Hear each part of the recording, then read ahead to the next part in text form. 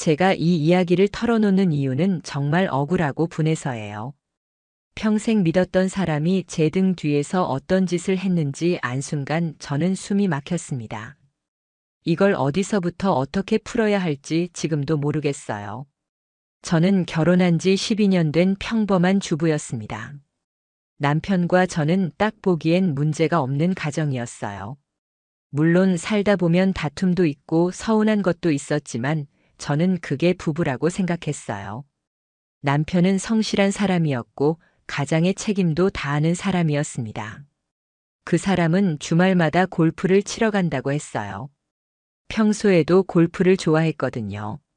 그래서 처음에는 그걸 전혀 의심하지 않았어요. 오히려 혼자라도 취미를 즐기면 스트레스 풀리겠지 싶었죠.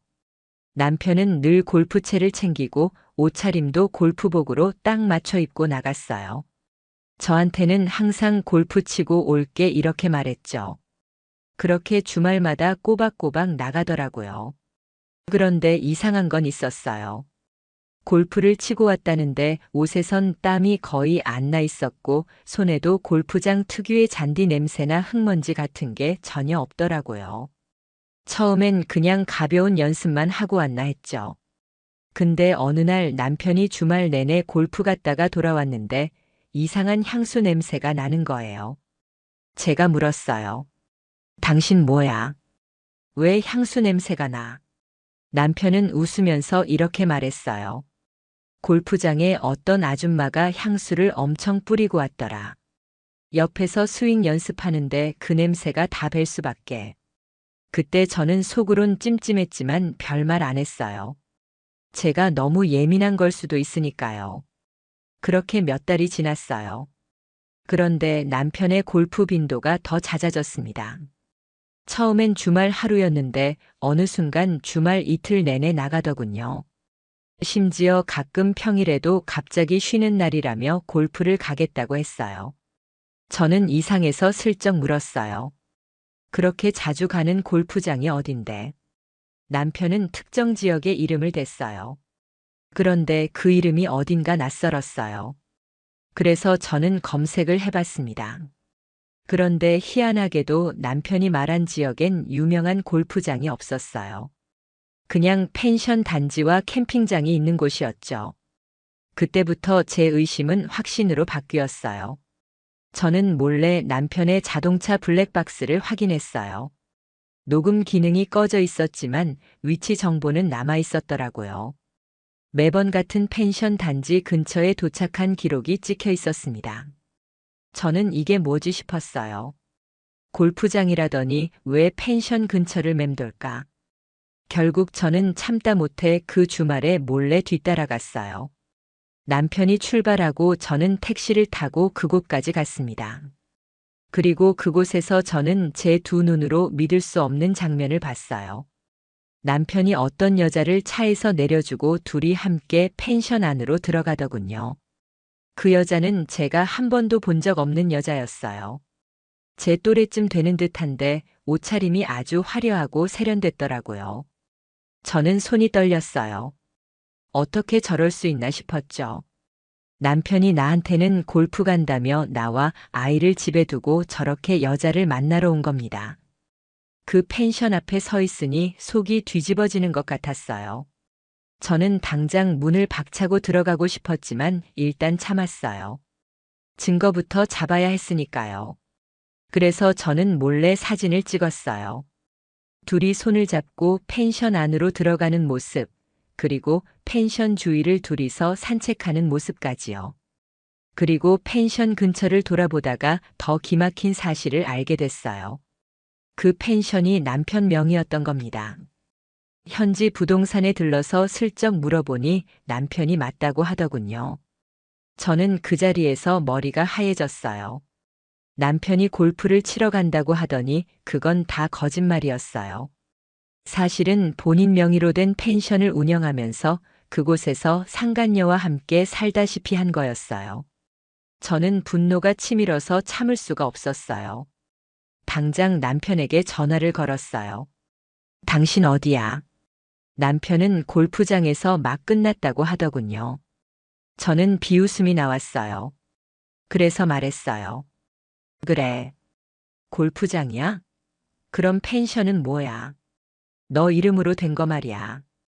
그 말을 듣는 순간 남편이 아무 말도 못하더군요. 저는 그 자리에서 이렇게 말했어요. 너 이제 끝났어.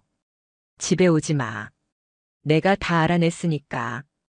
그리고 바로 전화를 끊었습니다. 그 순간에도 손이 떨리고 속이 미쳐버릴 것 같았어요. 내가 얼마나 바보였나. 매주 골프 간다는 말에 속아 집에서 밥하고 빨래하며 기다린 제가 너무 한심했어요. 저는 그날 밤을 꼬박 새웠어요. 머릿속에 수없이 많은 생각이 떠올랐어요.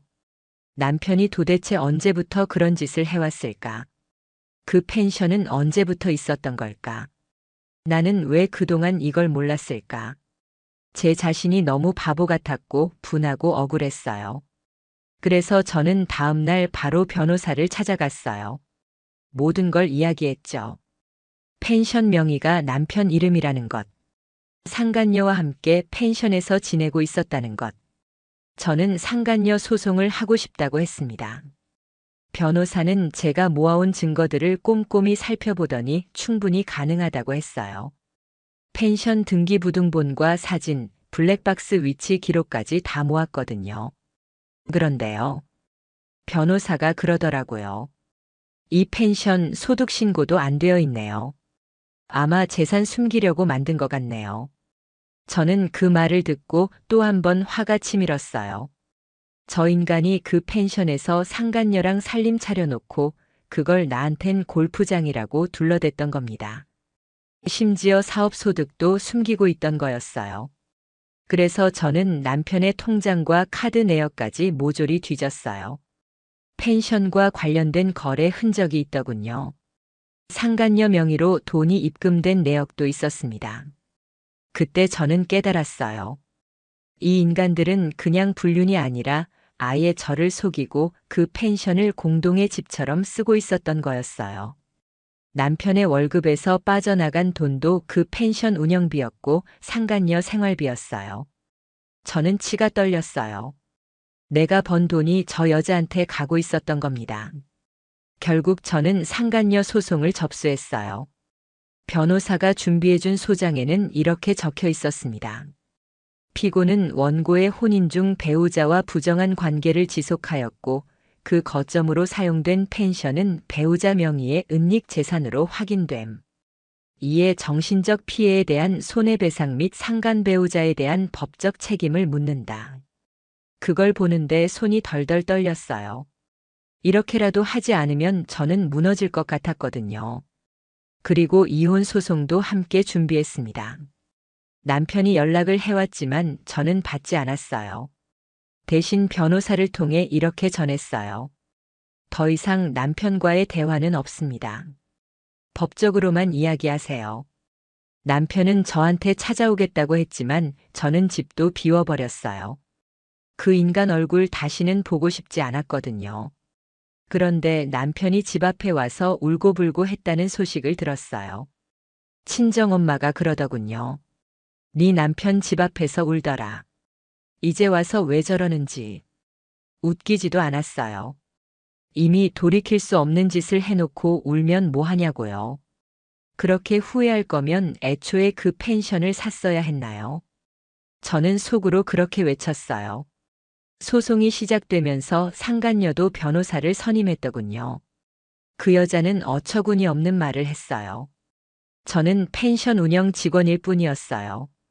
제가 그 말을 듣고 얼마나 웃었는지 몰라요. 직원이랑 펜션에서 같이 산책하고 사진 찍고 돈까지 받아가나요?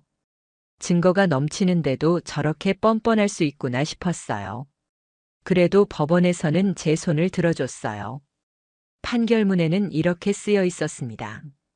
피고는 혼인 파탄의 책임이 있음이 명백하고 그 관계를 유지하며 경제적 이득까지 취한 점을 고려하여 손해배상을 명령한다. 저는 그 판결문을 받아들며 비로소 조금이나마 위로를 받았어요. 이게 정의구나 싶었습니다. 이혼도 무사히 마무리됐어요. 남편은 펜션과 관련된 숨겨진 재산까지 다 드러났고 그걸 저한테 일부 보상하라고 법원이 판결했어요. 남편은 이혼하면서도 저한테 매달리더군요. 미안하다. 진짜 미안하다. 다시는 안 그럴게. 저는 그 말에 딱 한마디 했습니다. 당신이 그 펜션에 묻혀 살았으면 좋겠어. 평생 그 여자랑 썩어라. 그렇게 저는 이 인간과 완전히 끝냈어요. 이혼 판결이 난 뒤에도 제 속은 전혀 시원하지 않았어요. 법적으로 이긴 건 맞지만 제 마음속에서 끓어오르는 분노와 치욕은 도무지 사라지지 않았어요. 펜션에서 남편과 상간녀가 함께 보냈을 시간들. 내가 혼자 애 키우고 집안일 하며 지친 몸을 이끌고 남편을 기다리던 그 순간들에 저둘은 얼마나 즐겁게 웃고 떠들었을까. 그 생각만 하면 밤마다 잠을 이룰 수가 없었어요. 그런데 더 어이없었던 건 그 펜션이 그 뒤로도 운영되고 있었단 사실이었어요. 법원 판결로 일부 재산 분할이 이루어졌지만 남편은 그 펜션을 상간녀에게 넘겼더군요. 저는 그 사실을 듣고 또 한 번 피가 거꾸로 솟는 기분이었어요. 법적으로 이겼지만 실질적으로 저 인간들은 여전히 그 펜션에서 기생하고 있는 셈이었거든요. 저는 도저히 참을 수가 없었어요. 이렇게 끝낼 수 없겠다 싶었어요. 그래서 저는 방법을 찾기 시작했어요. 남편과 상간녀가 그 펜션에서 무슨 일을 벌이고 있는지 제대로 조사해 보기로 했습니다. 제가 찾은 건 그 펜션의 SNS 계정이었어요. 그 계정에는 매주 새로운 사진과 이벤트 소식이 올라오고 있었어요. 근데요, 그 게시물마다 남편과 상간녀의 흔적이 고스란히 남아 있었어요. 사진 배경에 비친 둘의 그림자 찍힌 각도, 그리고 사용된 문구들까지. 아무것도 모르는 사람들은 그냥 좋은 펜션이라 생각했겠지만 저는 아니었어요. 하나하나가 저를 조롱하는 듯한 느낌이었어요. 저는 이대로는 안 되겠다는 생각이 들었어요.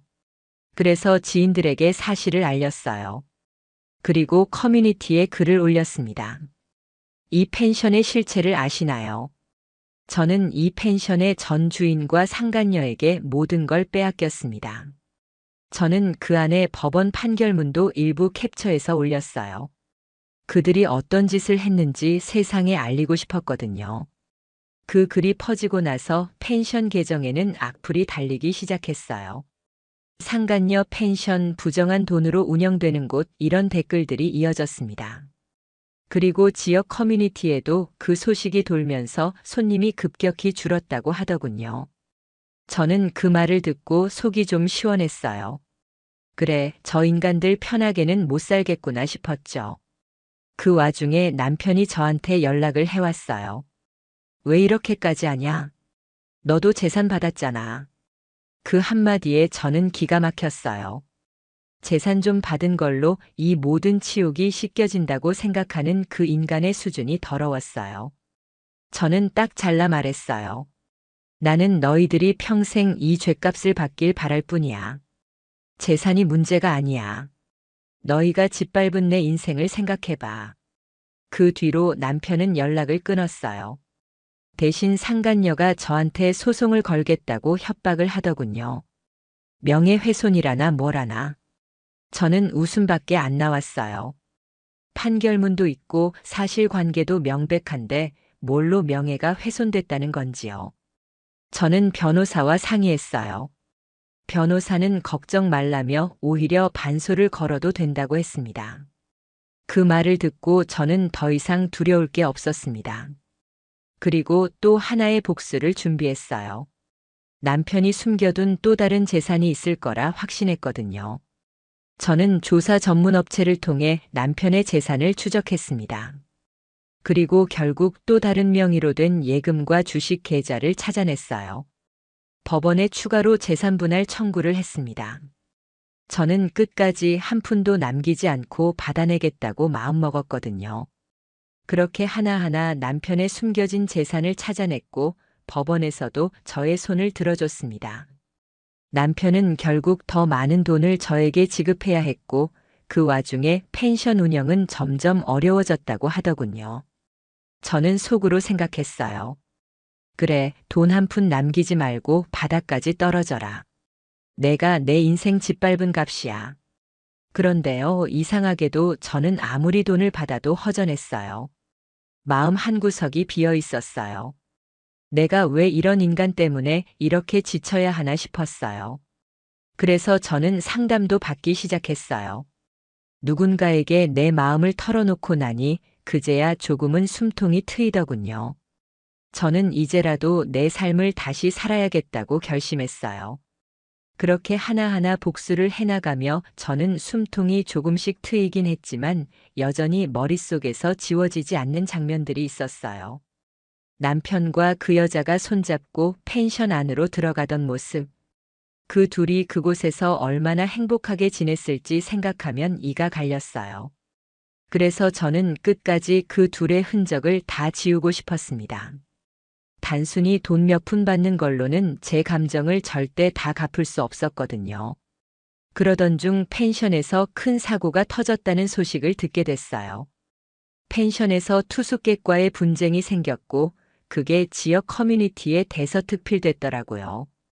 위생 문제, 서비스 문제, 그 펜션 주인의 불성실한 태도까지 모조리 까발려졌더군요. 저는 그 글을 보며 속으로 이렇게 외쳤어요.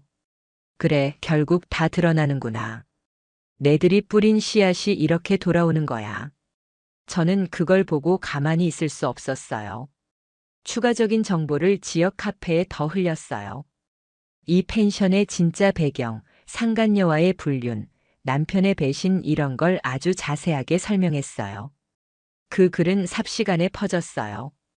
지역 방송국에서도 그 사건을 다뤘고 결국 펜션은 폐업 수순을 밟게 됐어요. 저는 그 소식을 듣고 드디어 끝났다는 기분이 들었어요. 그렇게 나를 짓밟고 부정으로 세운 것들은 결국 무너진다는 걸 저는 제 눈으로 봤으니까요. 그리고 저는 판결문을 다시 꺼내 읽었습니다. 법원에서는 이렇게 명시했어요.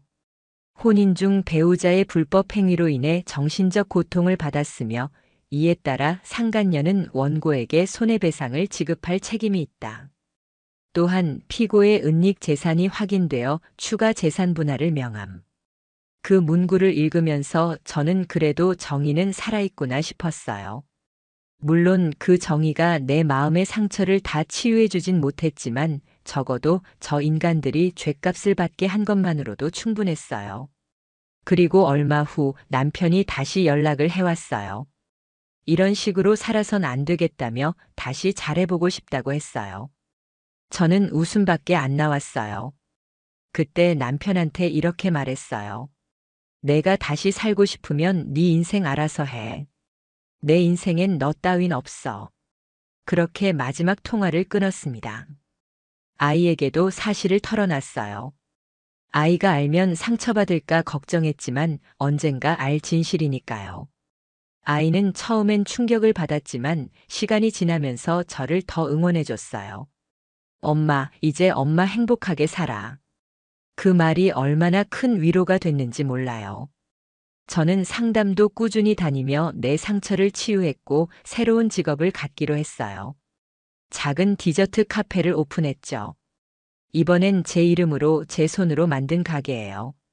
손님이 하나둘 늘어날 때마다 저는 이렇게 생각했어요. 이게 진짜 내 힘으로 얻은 행복이구나. 더 이상 남편이 남겨놓은 그늘에 있지 않겠다고요. 그렇게 제 삶은 조금씩 안정됐고 아이와 함께 조용하지만 단단한 일상을 살아가고 있어요. 그리고 저는 절대 잊지 않아요. 내 인생을 망치려 했던 사람들은 결국 무너졌고 나는 다시 일어섰다는 걸요. 그래서 오늘도 저는 더 열심히, 더 행복하게 살겠다고 다짐합니다. 저는 시간이 흘러도 절대 그때의 기억을 잊지 못할 거예요. 사람이 사람을 이렇게까지 속일 수 있구나. 내가 믿었던 내 남편이었는데 결국 저한테 남은 건 배신과 분노뿐이었어요. 그 인간이 남긴 건 상처였지만 저는 그 상처를 안고서라도 앞으로 걸어가야 했습니다. 저는 더 이상 그 인간의 그림자에서 살지 않겠다고 마음먹었어요. 그러다 우연히 남편의 소식을 들었어요. 펜션 폐업 후에도 이것저것 장사를 해봤지만 다 망했다고 하더라고요. 상간녀와도 결국 헤어졌대요. 서로 돈 때문에 싸우다 끝났다고 하더군요. 그 소식을 듣는데 묘하게 씁쓸했어요. 어쩌면 저 인간의 끝은 이렇게 초라해야 마땅한 거였죠. 본인이 뿌린 씨앗이었으니까요. 그런데 그런 소식을 들으면서도 저는 별로 시원하지 않았어요. 제 인생에서 이미 그 사람은 끝난 존재였거든요. 복수도 끝났고 재산도 받아냈고 법적 판결도 이겼지만 결국 제 마음속에 남은 건 상처뿐이었어요. 저는 그걸 인정하기로 했어요. 상처는 없앨 수 없는 거구나. 그냥 안고 살아야 한다는 걸요. 지금은 아이와 함께 소소한 행복을 찾으며 살고 있어요. 아이가 가끔 묻습니다. 엄마, 왜 그렇게 열심히 살아? 그럼 저는 대답해요. 엄마는 다시는 무너지고 싶지 않아서 그래. 저는 아이 앞에서 당당한 엄마이고 싶었거든요. 아이에게만큼은 절대 부끄럽지 않은 사람이 되고 싶었습니다. 그래서 저는 오늘도 제 일을 하고 있어요. 제가 다시 시작한 카페에서 손님들 맞으며 하루하루 열심히 살아가고 있어요. 손님들이 웃으며 돌아갈 때마다 저는 조금씩 마음이 치유되는 걸 느껴요. 그때마다 속으로 외칩니다. 나는 끝까지 살아남았다. 그게 저한테는 진짜 승리였어요. 복수도 판결도 결국 저를 다시 일으켜 세운 건 제 의지였으니까요. 이 영상을 보는 여러분, 절대 잊지 마세요. 어떤 배신과 아픔도 결국 견디고 이겨내면 그게 복수입니다. 절대 무너지지 마세요. 저는 끝까지 버텨서 이렇게 다시 살아났으니까요.